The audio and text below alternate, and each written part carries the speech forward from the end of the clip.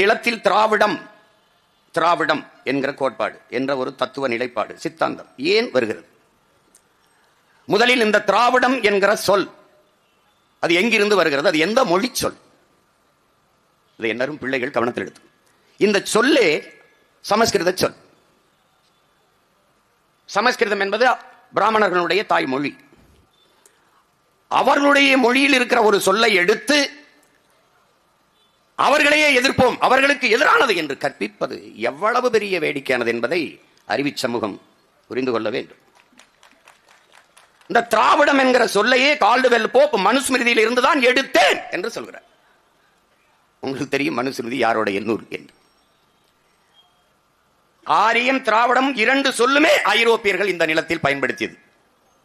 ரெண்டுமே வடபுலத்தில் ஆரியம், தென்புலத்தில் திராவிடம் என்று. இந்த திராவிடம் என்பது என் அன்பு பிள்ளைகளின் அருமை பெற்றோர்களே, வடபுலத்தில் இருந்து தென்புலத்திற்கு நகர்ந்து வந்த பிராமணர்களை குறிப்பதுதான் இந்த திராவிடம், பஞ்ச திராவிடர். இவர்கள் எதற்காக இந்த தமிழர் கழகம் என்று தொடங்க இருந்ததை திராவிடர் கழகம், காலையில வரைக்கும் மாநாட்டில் தமிழர் கழகம் தான் இருக்கு, திடீர்னு திராவிடர் கழகம் ஏன்?